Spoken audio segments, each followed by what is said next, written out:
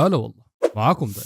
يا جماعة الخير، مستحيل تصدقوا الفرق اللي صار بين الزواج والمتزوجين زمان والزواج والمتزوجين أيامنا الحالية. زمان كان الزواج بدون حب ولا كلام فاضي، كان الزواج يصحى الصبح المسلم يسلم على زوجته يقول له صباح الخير يا أم محمود، تقول له صباح الخير يا أبا محمود. يروح الرجال على الدوام ويقعد يقرقر مع زملاء العمل عن العقارات والسيارات والسياسة وكأنه هو رجل مهم ورجل أعمال، فاهمين كيف؟ والزوجة بتفطر وتروح لعند أم محمود وبتبدأ طبعا النميمة والقرقرة اللي ما إلها داعي. وحتى الغزل بين الزوجين كان شيء طبيعي وعادي، وحتى في بعض العائلات ما كان في غزل اساسا. اما اليوم فتغير الوضع تماما، صار الرجال يستخدم مساحيق وكريمات وما بعرف ايش واسامي اول مره بحياتي بسمعها. انا كنت بفكر انه الشيء الوحيد اللي مسموح للرجال انه يستخدمه هو الفازلين، بس للاسف طلع في اشياء ثانيه كثير شباب اليوم بيستخدموها وانا ماني عارف ليش. والله الشركات هاي قدروا يخدعوا هاي الناس بكل بساطه، وما الومهم صراحه، ما الومهم، بالعكس هاي الشركات عرفت تلعبها صح. شكلي والله اذا فقدت الامل من اليوتيوب بفتح المشروع وبسوق امها على الشعب كامل. المهم انه حتى الزوجات صار عندهم هرمون التستوستيرون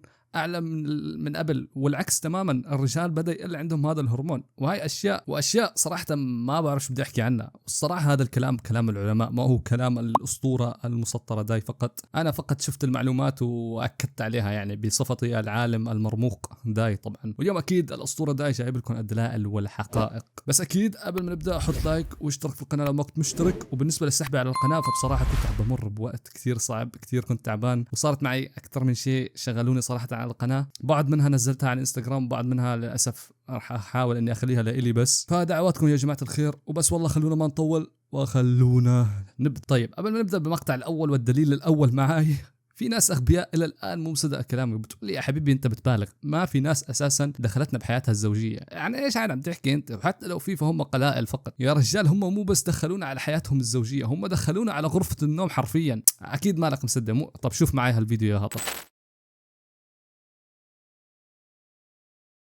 شوف بالله عليك وقف هذا الزفت يا اخي. نحن ايش دخل امنا؟ يعني انا ايش دخلني حاليا يعني كل هذا الكلام؟ وبعيدا عن انه كرنج وعصبت قبل ما اشوف لسه المقطع كامل. انا عندي سؤال، انا ايش هذا المحتوى؟ انا ايش دخلني يعني؟ او ماي جاد، قالت له امشي نتمرجح وقال لهم نتمرجح سوا. يا حبيبي دخل فمك بس بالله. بعيدا عن انه كرنج وانا ايش دخلني وليش تنشروا هذا التلوث البصري؟ انا ايش دخلني انه بصري لازم اعقمه مو بديتول، لازم اجيب جميع انواع المنظفات واعقم بصري فيه. شفت كيف يا غبي انه حرفيا صار ينشروا اي شيء بيصير بينهم، اي تفصيله صغيره، اي شيء حتى لو مالك اي علاقه فيه عادي بينشروه على السوشيال ميديا وبينشروه على الانترنت. انا المرجحه الوحيده اللي كنت بلعب فيها انا وصغير هي مرجحه الحاره، اللي كانت بحبل واحد ولازم شخص ثاني يمسك الحبل الثاني عشان ما تطيح المرجحه. وكنت دائما ارجع للبيت وكاني زومبي من كثر الطيحات. لا والمشكله وين؟ اني ما كنت استرجي احكي لاهلي اني طحت، لانه لو طحت كذا عارفين شو بصير يعني. استغفر الله العظيم. بس في ناس لسه ما اقتنعت انه حرفيا عم بنشروا كل التفاصيل ولسه عم تقول وتشوف هذا الشيء طبيعي وعادي. اذا كان عادي طب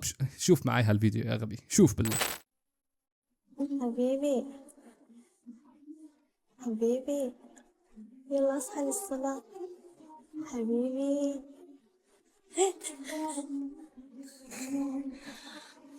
فجعتني.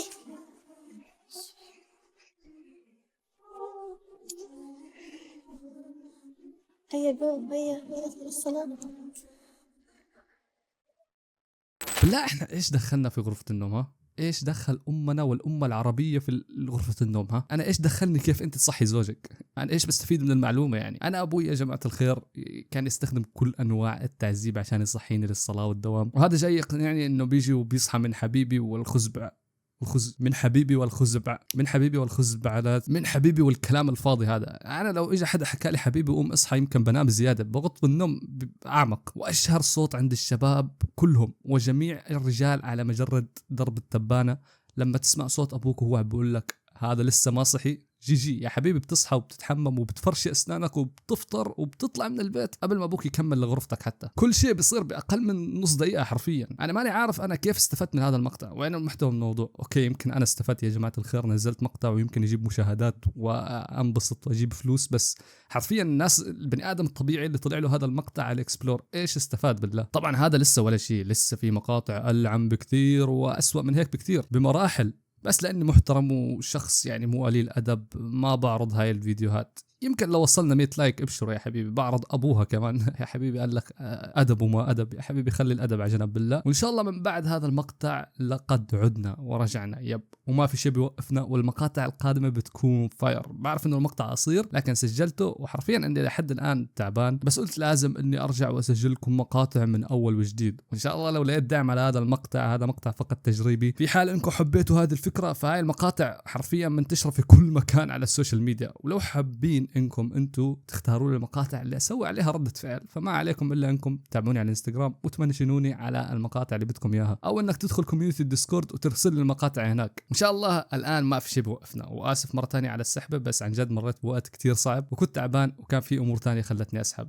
وبس والله لايك واشتراك يا رهيب، خلينا نوصل 20,000 مشترك باسرع وقت ممكن. كان معكم الاسطوره المسطره داي حلمنا نهارنا عمل، نملك الخيار وخيارنا الأمل، وتهدينا الحياة أضواء في آخر النفق، تدعونا كي ننسى ألما عشنا، نستسلم لكن لا، ما دمنا أحياء نرزق.